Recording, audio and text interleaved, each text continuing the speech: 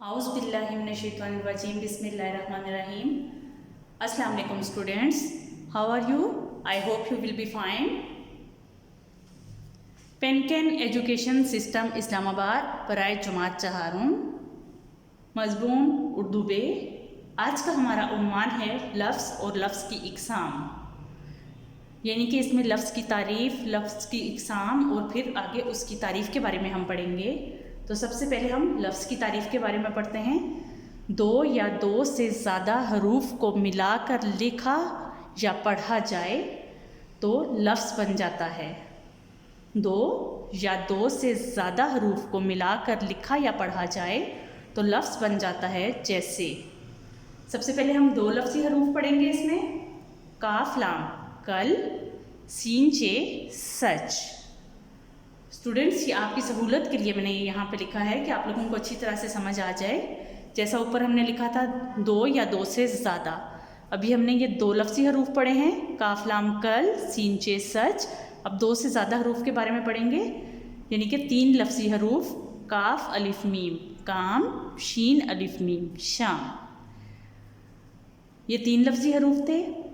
इससे ज़्यादा हरूफ भी हो सकते हैं, जैसे चार लफ्ज़ी हरूफ, पांच लफ्ज़ी हरूफ, वो भी लफ्ज़ बन सकते हैं। अब हम लफ्ज़ की इक़साम के बारे में पढ़ेंगे। तो लफ्ज़ की दो इक़साम हैं, कलमा और महमल। लफ्ज़ की दो इक़साम है तो कलमा और महमल। हम बारी बारी अब इन दोनों के बारे में जानने की कोशिश करते हैं। सबसे पहले कलमा। कलमा ऐसा लफ्ज़ जिसके मायने समझ आ जाएं कलमा कहलाता है। दोबारा बता दूं, ऐसा लफ्ज़ जिसके मायने समझ आ जाएं तो कलमा कहलाता है, यानी कि जो हम पहली दफ़ा में लफ्ज़ बोलें उसका मतलब समझ में आ जाए तो वो कलमा कहलाता है। जैसे पानी, आग, इसके अलावा आम जैसे फल का नाम है, अमरूद ये भी फल का नाम है, अव्वल यानी कि पहला, इसी तरह महमल। सबसे पहले हमने कलमा पढ़ा, उसके बाद महमल, इसकी दूसरी किस्म है लफ्ज़ की, इसके बारे में पढ़ते हैं। ऐसा लफ्ज़ जिसके कुछ मानी ना हो महमल कहलाता है। दोबारा बता दूं, ऐसा लफ्ज़ जिसके कुछ मानी ना हो महमल कहलाता है। जैसे मुझ, झूठ। हम लोग अक्सर बोलते हैं सचमुच। सच समझ तो आता है कि उसका कोई मायने है, मुझ इसका क्या मायने है हमें नहीं पता। जिस तरह ये मूठ लिखा हुआ है, झूठ, वो भी हमें समझ आता है। मूठ इसका क्या मायने है हमें समझ नहीं आता, लेकिन हम जब किसी दूसरे से बात करते हैं तो एकदम बोल देते हैं सचमुच, झूठ मूठ, लेकिन इन अल्फाज के कोई मायने नहीं हैं।